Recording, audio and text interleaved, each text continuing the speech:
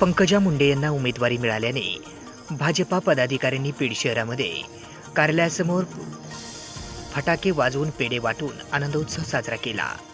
यावेळी जिल्हाध्यक्ष राजेंद्र मस्के यांच्यासह अनेक पदाधिकाऱ्यांची मोठ्या संख्येने उपस्थिती होती।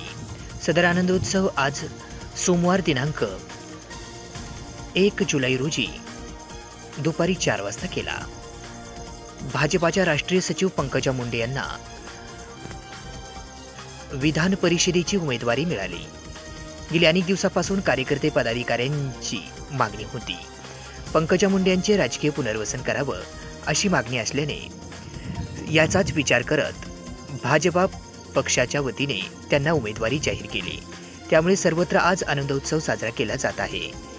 भाजपा कार्यालय कॅनल रोड बीड येथे जिल्हाध्यक्ष राजेंद्र मस्के यांच्या नेतृत्वात कार्यकर्ते पदाधिकाऱ्यांनी फटाके वाजवून पेढे वाटून आनंदोत्सव साजरा केला। बीड लोकसभा मतदारसंघामध्ये पंकजाताई मुंडे यांचा निसटता पराभव झाला।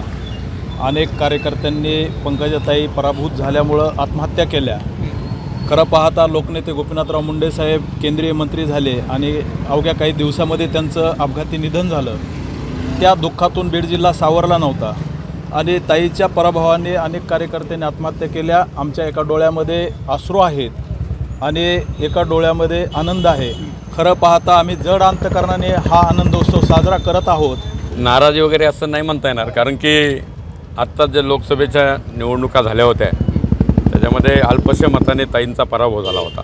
त्याच्यामुळं संपूर्ण राज्यातले कार्यकर्ते या ठिकाणी नाराजी व्यक्त करत होते। काही कार्यकर्त्यांनी तर स्वतःचं आत्मबलिदान त्या ठिकाणी दिलेलं आहे, आत्महत्या केलेल्या आहेत कार्यकर्त्यांनी। म्हणून ताईचं पुनर्वसन व्हावं ही सगळ्या कार्यकर्त्यांची आमची सगळ्यांची भावना होती आणि आज भारतीय जनता पार्टीने तो निर्णय घेतला आणि ताईंना विधान परिषदेवरती ह्या ठिकाणी उमेदवारी दिलेली आहे। त्याच्यामुळं एकीकडं एका डोळ्यामध्ये अश्रू आहेत आमच्या आणि दुसऱ्या डोळ्यामध्ये आनंद आहे।